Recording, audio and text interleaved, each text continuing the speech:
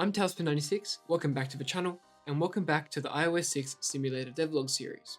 As I mentioned in the post made on the community tab, this is going to be one of, if not the biggest update made to the simulator. As you can tell by the title, we're going to be working on the home screen. That means it's finally going to get the functionality that it has on iOS 6. So what we're going to be implementing in this video is the ability to drag apps around to different spots on the home screen, as well as properly implementing the wiggle mode.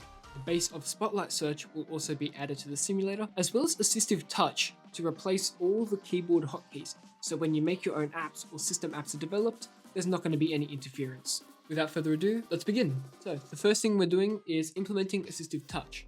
Now, believe it or not, it is actually technically an app. So it's in the apps folder. I've imported all the assets. There's quite a lot of them. Most of them is just pressed version of the button. So Assistive Touch is going to be permanently on screen. You won't be able to toggle it just because it's going to be replacing all the keybinds. So it will sit probably in the top corner or a little bit lower somewhere on this side of the screen. Obviously, when you click on it with your mouse, it'll pop up into a menu and all your system controls will be there. With that said, I will also make brightness technically a button. So when you tap it, it will disappear. Essentially how tap to wake works in the newer versions of iOS. So we'll begin the time lapse of implementing Assistive Touch. Let's go.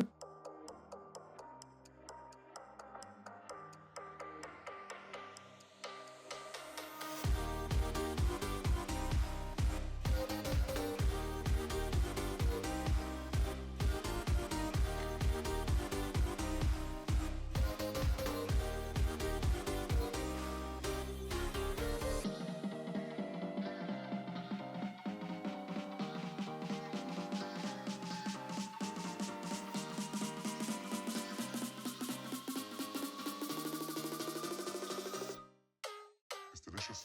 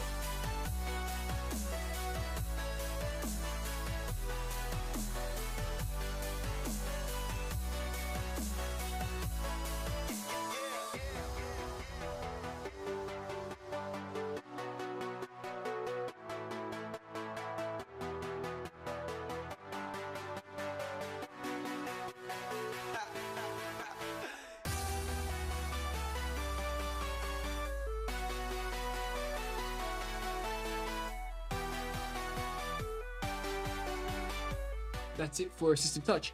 So the next thing we're going to move on to is the home screen. So being able to move apps where you want on the screen. I'm thinking of going the way iOS 18 does it, where you can have it anywhere. It's easier than having to calculate which ones are empty and then shoving apps across. It will stay as how it is in iOS 18 for now, and then the way iOS 6 works, I will put in off camera. So let's get into that.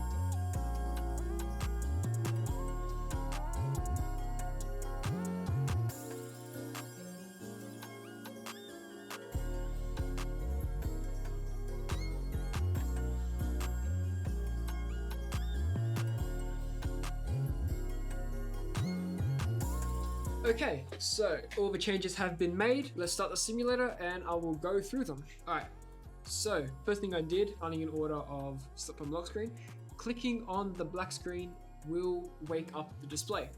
So tap to wake is there.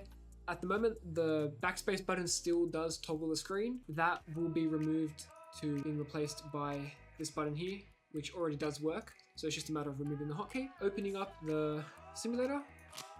First thing I also did was made the animation a little bit smoother, as well as updated animations between changing pages. Same goes for the app switcher. Now you can see in the scene view, spotlight search is there. At the moment it is only typing. When you press backspace, the screen will lock, so that's like that. There is a bug if you're on the lock screen. Sometimes it will move down a bit. That's just the way the system is. That will probably get fixed in the future. Pressing the home button, so at the moment spacebar or the home button in Assistive Touch, will change between page 1 and spotlight search. And obviously if you're on the second page, it will go to page 1, then spotlight. Opening an app, same thing as normal. I have this test app here for now just to show you what I'm doing or what I've done. So obviously this works. You go into an app. If you open an app from the app switcher while you're in spotlight search, it will go back to page 1, zoom out, and all will be well. Locking the display off spotlight search will reopen it on page 1 with that bug. Next major change that I'm going to showcase, clicking and holding on any app on the home screen will start wiggle mode. This is what took the longest. Trying to get the apps to wiggle without being in sync. They're working now. It does look a bit, hey, you going, just because the way it works is it picks a random number between -5 and 5 and goes to that position. So it still looks like it's wiggling. It looks good enough for now. Clicking on an app and holding and dragging it around will change the scale a little bit, make it bigger, and you can freely drag it to any spot. If it's a spot that's empty, leaving a gap, it will stay empty until you turn off wiggle mode, where it will fill up all the gaps. Back in wiggle mode, if I click and drag, say, in between maps and video, favoring more on maps, you can see all the apps get pushed over. This works for every app. I can push them all across.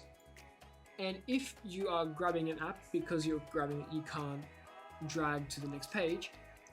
Even though usually on iOS, you can hold an app to the side. While you're in wiggle mode, you can just use the arrow keys to move left and right between pages. So obviously right for right and left for left. You won't be able to go into spotlight search while in wiggle mode, and you won't be able to go past the final page. But still, letting go of the app while on the next page will move it to that spot. And turning off wiggle mode, you saw it there, fixes it. Restarting the simulator will cancel all changes and reset it to how it is. Saving has not yet been implemented, and neither have folders. The next video will be focused on making a saving and loading system for the home screen. So the home screen modifications is a two-parter. Cancelling the wiggle mode is just pressing home button, so space, or via Assistive Touch. The app switcher also does have wiggle mode, so when you click and hold an app, it will start wiggling and the force quit button will launch. Clicking on it will scale and unload the scene. So that's about it for the video. Everything's been changed. Everything works as intended, which is very good. Any bugs I come across, I will do my best to finish off camera, as well as finishing the Assistive Touch button. As a side note, when you're on the lock screen and you click on multitasking, what it will do is will be the equivalent of double clicking home and opening media control. That's it for this video. Next video, I will be doing my best to create a saving and loading system for home screen. But until then, thanks for watching. Hope you guys enjoyed. Check the community tab once this video gets uploaded, as I will have some important information regarding the future of the simulator and the channels. Videos will not be cancelled, and neither will development. That will still be going on. It's just time frames and when videos will be uploaded. So that's all I have for you. See you in the next video. Bye.